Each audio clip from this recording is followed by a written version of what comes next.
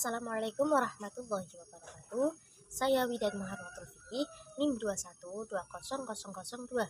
Di sini saya akan sedikit menjelaskan tentang pengertian sosiologi pendidikan. Secara historis, sosiologi dan pendidikan dianggap sebagai pengetahuan kuno yang keberadaannya berbarengan dengan awal mula adanya manusia. Menurut beberapa pendapat, sosiologi yaitu sebagai ilmu yang mempelajari bagaimana manusia itu berhubungan satu dengan yang lain dalam kelompoknya, dan bagaimana susunan unit-unit masyarakat atau sosial di suatu wilayah, serta kaitannya satu dengan yang lain. Sementara istilah pendidikan secara etimologis mempunyai pada kata education dalam bahasa Inggris, dan al-tarbiyah, al-tardib, al-ta'lim, dan al-riyadhah dalam bahasa Arab. Pengertian pendidikan secara sederhana adalah proses pengubahan sikap dan perilaku manusia atau seseorang, kelompok dalam usaha mendewasakan manusia melalui pengajaran dan pelatihan. Abdullah Idi mendefinisikan sosial pendidikan adalah ilmu yang mendeskripsikan dan menjelaskan tentang lembaga-lembaga kelompok-kelompok sosial, proses sosial, di mana terdapat suatu hubungan sosial atau social relationship yang dengan interaksi sosial itu individu memperoleh dan mengorganisasikan pengalamannya. Terima kasih. Wassalamualaikum warahmatullahi wabarakatuh. Assalamualaikum warahmatullahi wabarakatuh. Perkenalkan, nama saya Azizatul Maimunah, NIM 212012. Saya dari kelompok 1 Sosiologi Pendidikan G. Di sini saya akan membaca tentang tujuan mempelajari sosiologi pendidikan. Kewajiban sosiologi pendidikan. Sosiologi pendidikan mempunyai kewajiban untuk menganalisa evolusi dari lembaga-lembaga pendidikan dalam hubungannya dengan perkembangan manusia, dan dibatasi oleh pengaruh-pengaruh dari lembaga pendidikan yang menentukan kepribadian sosial dari tiap-tiap individu. Jadi prinsipnya, antara individu dengan lembaga-lembaga sosial itu selalu saling mempengaruhi atau proses social interaction. Sosiologi pendidikan adalah ilmu yang membicarakan dan menjelaskan hubungan-hubungan sosial yang mempengaruhi individu untuk mendapatkan serta mengorganisasi pengalamannya. Sosiologi pendidikan mempelajari kelakuan sosial serta prinsip-prinsip untuk mengontrolnya. Secara spesifik, memandang sosiologi pendidikan sebagai studi yang komprehensif tentang segala aspek pendidikan dari segi ilmu yang diterapkan.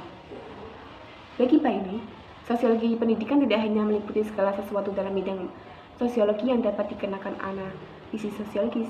Tujuan utamanya ialah memberikan guru-guru, para peneliti, dan orang lain yang menaruh perhatian akan pendidikan latihan yang serasi dan efektif dalam sosiologi yang dapat memberikan sumbangannya kepada pemahaman yang lebih mendalam tentang pendidikan.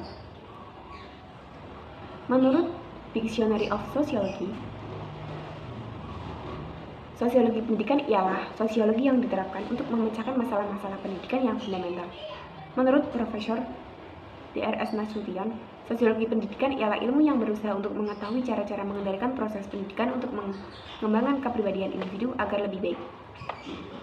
Menurut F. Gervin, sosiologi pendidikan ialah sosiologi khusus yang bertugas menyelidiki struktur dan dinamika proses pendidikan. Francis Brown mengemukakan bahwa sosiologi pendidikan memerhatikan pengaruh keseluruhan lingkungan budaya sebagai tempat dan cara individu memperoleh dan mengorganisasi pengalamannya. Sosiologi pendidikan adalah ilmu yang berusaha untuk mengetahui cara-cara mengendalikan proses pendidikan untuk memperoleh perkembangan kepribadian individu yang lebih baik. Dari kedua pengertian dan beberapa pengertian yang telah dikemukakan, dapat disebutkan beberapa konsep tentang tujuan sosiologi pendidikan, yaitu sebagai berikut. Yang pertama, sosiologi pendidikan bertujuan menganalisis proses sosialisasi anak, baik dalam keluarga, sekolah, maupun masyarakat. Dalam hal ini, harus diperhatikan pengaruh lingkungan dan kebudayaan masyarakat terhadap perkembangan pribadi anak. Misalnya, anak yang terdidik dengan baik dan keluarga yang religius, setelah dewasa atau tua akan cenderung menjadi manusia yang religius pula. Anak yang terdidik dalam keluarga intelektual akan cenderung memilih atau mengutamakan jalur intelektual pula, dan sebagainya. Yang kedua, sosiologi pendidikan bertujuan menganalisis perkembangan dan kemajuan sosial. Banyak orang atau pakar yang beranggapan bahwa pendidikan memberikan kemungkinan yang besar bagi kemajuan masyarakat, karena dengan memiliki ijazah yang semakin tinggi akan lebih mampu menduduki jabatan yang lebih tinggi pula, serta penghasilan yang lebih baik pula, guna menambah kesejahteraan sosial. Di samping itu, dengan pengetahuan dan keterampilan yang banyak dapat mengembangkan aktivitas serta kreativitas sosial. Yang ketiga, sosiologi pendidikan bertujuan menganalisis status pendidikan dalam masyarakat. Berdirinya suatu lembaga pendidikan dalam masyarakat sering disesuaikan dengan tingkatan daerah di mana lembaga pendidikan itu berada. Misalnya, perguruan tinggi bisa didirikan di tingkat provinsi atau minimal kabupaten yang cukup animo mahasiswanya serta tersedianya dosen yang bonafide. Yang keempat, sosiologi pendidikan bertujuan menganalisis partisipasi orang-orang pendidik atau berpendidikan dalam kegiatan sosial. Peranan atau aktivitas warga yang berpendidikan atau intelektual sering menjadi ukuran tentang maju dan berkembang kehidupan masyarakat. Sebaiknya warga yang berpendidikan tidak segan-segan berpartisipasi aktif dalam kegiatan sosial, terutama dalam memajukan kepentingan atau kebutuhan masyarakat. Ia harus menjadi motor penggerak dari peningkatan taraf hidup sosial. Yang kelima, sosiologi pendidikan bertujuan membantu menentukan tujuan pendidikan. Sejumlah pakar berpendapat bahwa tujuan pendidikan nasional harus bertolak dan dapat dipulangkan kepada filsafat hidup bangsa tersebut, seperti di Indonesia. Pancasila sebagai filsafat hidup dan kepribadian bangsa Indonesia harus menjadi dasar untuk menentukan tujuan pendidikan nasional serta tujuan pendidikan lainnya. Sosiologi pendidikan bertujuan utama memberi kepada guru-guru atau termasuk para peneliti dan siapapun yang terkait dalam bidang pendidikan latihan-latihan yang efektif dalam bidang sosiologi sehingga dapat memberikan sumbangannya secara cepat dan tepat kepada masalah pendidikan.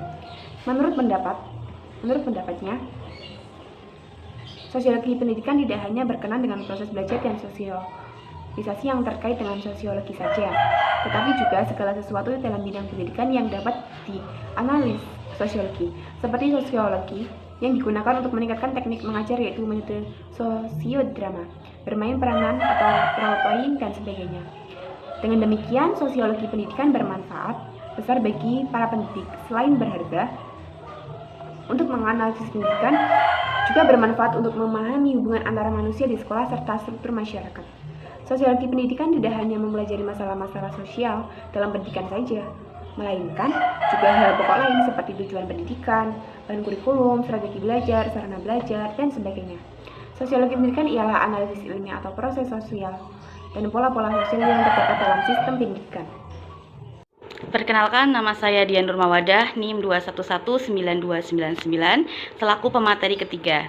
Di sini saya akan mencoba menjelaskan tentang objek sosiologi pendidikan. Apa sih objek sosiologi pendidikan itu? Segala tingkah laku sosial yang terjadi di masyarakat, baik itu institusi sosial maupun institusi pendidikan. Lantas, apa saja objek itu? Objek sosiologi pendidikan dibagi menjadi dua. Yang pertama objek material dan yang kedua objek formal. Apa itu objek material?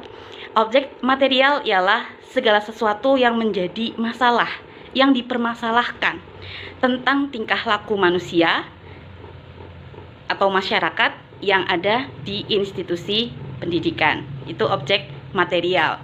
Lalu yang kedua, objek formal itu apa? Objek formal berkaitan ya dengan objek material, yaitu di mana objek formal itu cara pandang atau sudut pandang, cara berpikir, cara perspektif sosiologi dalam mencerna masalah dari objek material. Jadi cara pandang, cara berpikir sosiologi dalam menanggapi permasalahan-permasalahan sosial yang ada pada objek material. Kemudian poin-poin penting apa yang menjadi titik poin tentang objek-objek sosiologi, yaitu yang pertama ada hubungan sistem pendidikan dengan aspek lain yang ada di masyarakat. Yang kedua, hubungan antar manusia di dalam sekolah atau lembaga pendidikan. Yang ketiga, pengaruh sekolah terhadap perilaku dan kepribadian semua pihak di sekolah atau lembaga pendidikan. Yang keempat, lembaga pendidikan dalam masyarakat. Lalu keempat poin itu apa penjabarannya? Yang pertama nih, hubungan sistem pendidikan dengan aspek-aspek lainnya.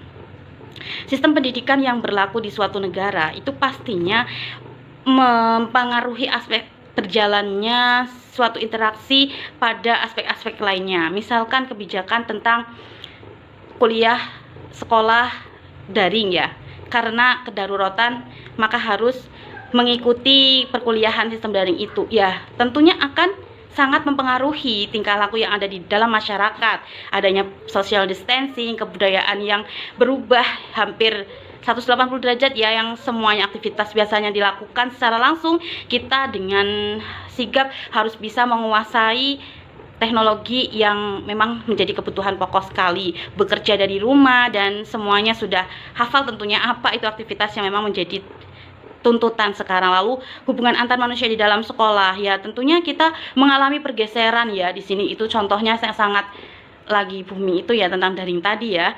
Itu sangat mempengaruhi sangat sekali ya, tingkat depresinya mungkin akan lebih tinggi karena keterbatasan interaksi secara langsung. Ya tentunya beda ya antara bertemu dengan secara daring. Lalu pengaruh sekolah terhadap perilaku ya sangat berpengaruh ya. Lingkungan itu hampir 60% mempengaruhi perkembangan manusia. Lah, jika kok lingkungan di sini tidak terpenuhi ya, bukan dipenuhi, terpenuhi ya, maka tentunya pasti berbeda antara yang sudah mengenyam, baik itu formal maupun non formal ya di sini, karena ya tidak semuanya beruntung bisa sekolah formal, namun yang ada tetap peran pendidikan itu sangat penting, entah itu dalam lembaga non formal seperti TPQ atau tempat-tempat pendidikan yang memang disediakan untuk anak-anak jalanan, itu juga banyak ya sebenarnya, dan itu tentunya sangat mempengaruhi tingkah laku manusia. Oke, segitu saja, mungkin ada kekurangan mohon maaf. Selanjutnya pemateri keempat. Terima kasih. Assalamualaikum warahmatullahi wabarakatuh. Perkenalkan, saya Aisyah Salsabila, NIM 2120018. Saya ingin sedikit menjelaskan tentang ruang lingkup sosiologi pendidikan. Ruang lingkup sosiologi pendidikan yaitu mengkaji secara mendalam pada bidangnya, yaitu bidang sosiologi sendiri. Pokok pembahasan yang paling utama dalam sosiologi pendidikan adalah institusi pendidikan formal. Apa itu institusi pendidikan formal? Institusi pendidikan formal merupakan sekolah yang menawarkan pendidikan mulai dari pendidikan prasekolah atau sebelum sekolah sampai ke jenjang yang lebih tinggi, yaitu SMA atau bahkan ke perguruan tinggi. Tetapi juga pendidikan non formal tidak luput dari perhatian para ahli sosiologi. Ruang lingkup sosiologi pendidikan yang pertama yaitu hubungan sistem pendidikan di dalam masyarakat. Fungsi pendidikan dalam kebudayaan. Dalam konteks ini, pendidikan mengambil peranan yang sangat besar terhadap kebudayaan untuk mengajarkan nilai-nilai kebudayaan di dalam masyarakat. Yang kedua yaitu hubungan pendidikan dengan sistem sosial atau struktur sosial. Sekolah merupakan sistem sosial yang di dalamnya terdapat interaksi sosial, baik individu antara individu maupun individu dengan kelompok. Itu akan menimbulkan hubungan yang erat di dalam masyarakat. Yang ketiga yaitu hubungan antara pendidikan dengan proses kontrol sosial.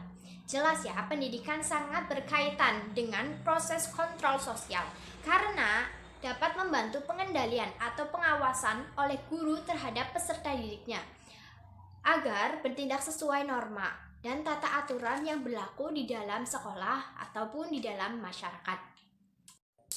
Yang kedua yaitu hubungan antar manusia di dalam sekolah. Pola interaksi sosial atau struktur masyarakat sekolah antara lain meliputi hubungan antar unsur-unsur di sekolah, kepemimpinan, hubungan kekuasaan, dan lain-lain. Yang ketiga, pengaruh sekolah terhadap kelakuan siswa dan kepribadiannya. Peranan sosial guru. Guru sangat berperan dalam kelakuan siswa-siswanya. Oleh karena itu, guru mempunyai peranan yang sangat besar agar mendidik dan mengajarkan tata krama yang baik. B. Pengaruh kepribadian guru terhadap kepribadian siswa. Guru sangat berpengaruh terhadap pola kepribadian siswanya. Misalnya, guru tersebut berkepribadian baik. Peserta didik akan mencontoh guru tersebut karena guru tersebut sebagai teladan bagi para murid-muridnya. Yang terakhir yaitu sekolah di dalam masyarakat. Peranan pendidikan di dalam masyarakat. Pendidikan diharapkan mampu memupuk rasa takwa kepada Tuhan Yang Maha Esa dan mampu meningkatkan kemajuan-kemajuan di dalam bidang sosial, ekonomi, maupun bidang politik. Terima kasih. Wassalamualaikum warahmatullahi wabarakatuh.